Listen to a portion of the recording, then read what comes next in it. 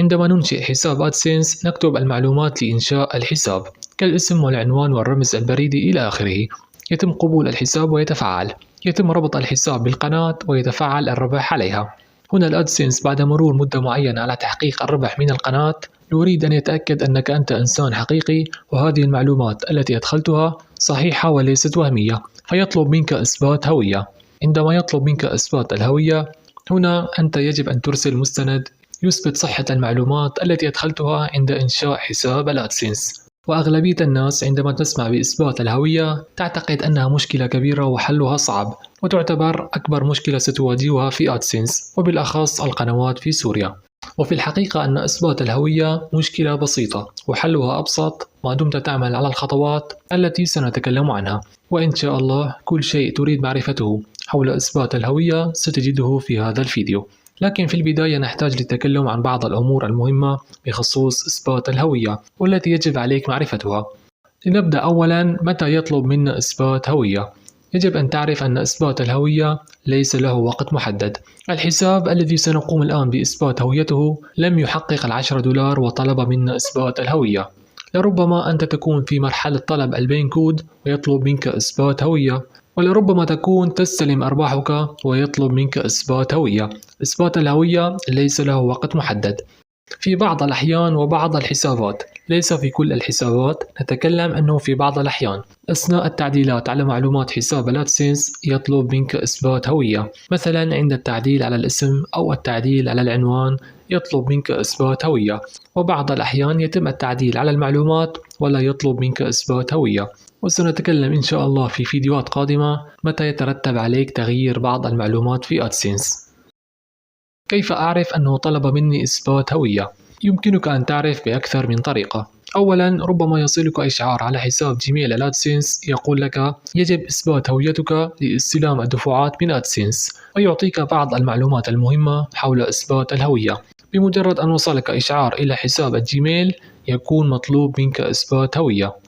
لنفترض لم يصلك إشعار على حساب الجيميل، يمكنك أيضاً معرفة أنه مطلوب منك إثبات هوية عند دخولك إلى استوديو يوتيوب من المتصفح. في الصفحة الرئيسية في أعلى الشاشة يقول لك يرجى تسجيل الدخول إلى حساب الأدسنس لإثبات هويتك، ويظهر لك هذا الإشعار عندما تدخل إلى استوديو يوتيوب.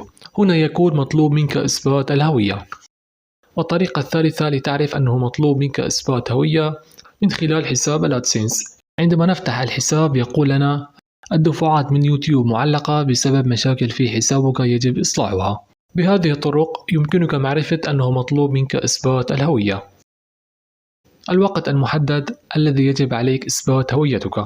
عندما يرسل لك أدسنس إشعار لإثبات هويتك سيكون أمامك 45 يوم لإثبات الهوية، لأنه إذا انتقلنا إلى مساعدة أدسنس يقول لنا سيكون أمامك 45 يوم من التاريخ الذي نطالبك فيه للمرة الأولى بإثبات هويتك حتى ترسل المستندات المطلوبة في حسابك.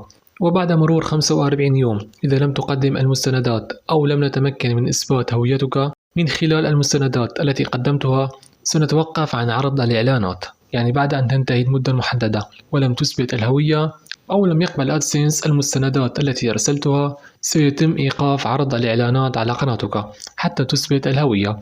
والآن أثناء الشرح عند إثبات الهوية سأوضح لك كيف تعرف اليوم الذي سيتم به إيقاف عرض الإعلانات على قناتك. المستندات المقبولة في أدسنس. يعني ما هي المستندات التي يقبلها أدسنس لإثبات الهوية؟ إذا انتقلنا إلى مساعدة أدسنس في إثبات الهوية يقول لنا يجب أن يكون مستند تعريف الهوية صادرا عن جهة حكومية، مثلا جواز سفر أو بطاقة هوية أو رخصة قيادة أو تصريح إقامة أو غير ذلك من مستندات تعريف الهوية.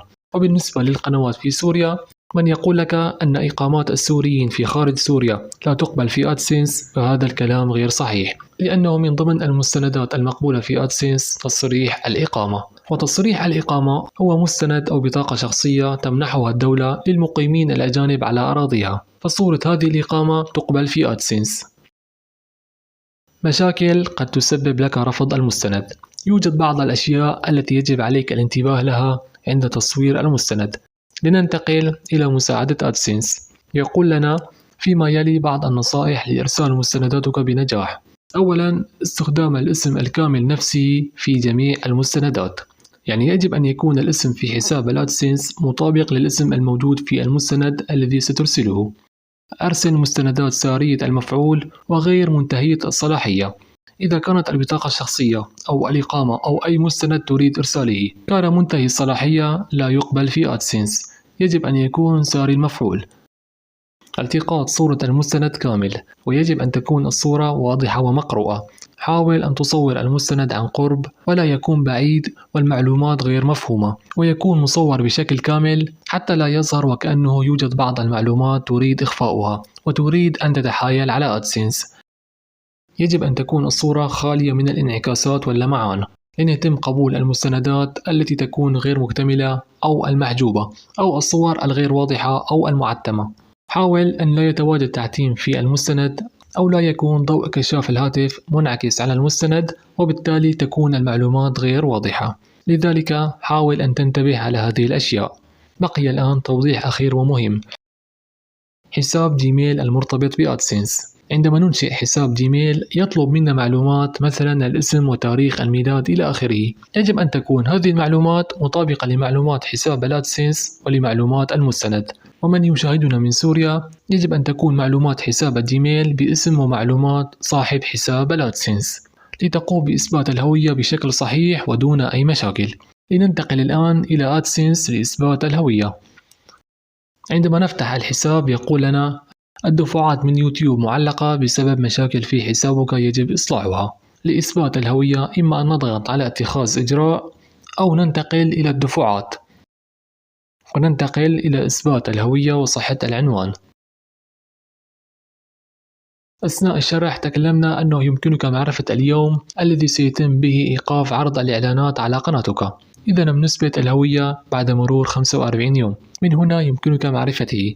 يقول لنا سيتوقف عرض الإعلانات بحلول 19 أبريل 2023. بهذا اليوم سيتوقف عرض الإعلانات على قناتنا إذا لم نثبت الهوية. الآن نضغط على اتخاذ إجراء.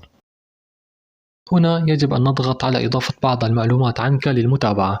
لكن إن كنت تستخدم الهاتف وواجهت هذه المشكلة وهي بقي يحمل الصفحة ولم يظهر لك أي شيء، هنا تختار الإصدار بسطح المكتب لحل هذه المشكلة.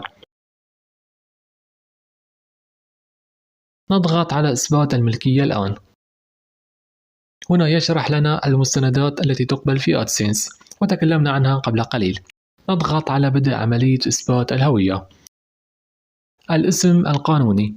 نكتب الاسم واسم العائلة لصاحب حساب الأدسنس. نوع بطاقة التعريف، يعني ما هو المستند الذي تريد أن ترسله. بالنسبة لي أنا سأختار رخصة قيادة. أما أنت إذا كنت تريد أن ترسل بطاقة شخصية تختار بطاقة هوية وطنية، وإذا كنت تريد أن ترسل صورة إقامة تختار تصريح إقامة. سابقا كنا نرسل الوجه الأمامي والخلفي للمستند، أما الآن يقول لنا يرجى تحميل صورة الصفحة الأمامية فقط. وطبعا أنت إذا طلب منك الجهة الأمامية والخلفية ليس هناك مشكلة، تقوم بتصوير الوجه الأمامي والوجه الخلفي. الآن نضغط على تحميل لرفع صورة المستند.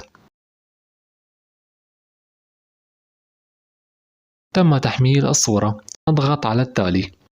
الآن معلومات حساب الأدسنس تنسخها وتكتبها هنا كما هي موجودة في الحساب دون أي تغيير، أو جرب أن تضغط على العنوان يظهر لك معلومات الحساب وهو يقوم بكتابتها تلقائيا.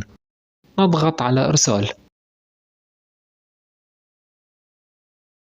بالنسبة لحسابي تلقائيا تم إثبات الهوية. يقول لنا تم إثبات هويتك بنجاح. أنت لربما يظهر لك جاري تأكيد الهوية ويقول لك قد تستغرق العملية بضعة أيام. طبعا هي تستغرق عادة من يوم إلى يومين على حسب كمية الطلبات، لكن كيف نعرف أنه تم قبول إثبات الهوية؟ يصلك إشعار على حساب الجيميل يقول لك تم إثبات الهوية بنجاح، أو إن تم الرفض يقول لك تم الرفض ويذكر لك سبب الرفض. وأيضا لتتأكد عندما يتم قبول إثبات الهوية تدخل إلى حساب الأدسنس وتنتقل إلى الدفعات وإلى إثبات الهوية وصحة العنوان. يقول لنا هنا إثبات الهوية مكتملة، يعني تم قبول إثبات الهوية. وأنت إن شاء الله إن اتبعت النصائح والتعليمات التي تكلمنا عنها سيتم قبول إثبات الهوية دون أي مشاكل. والآن شكرا على المشاهدة، بالتوفيق للجميع.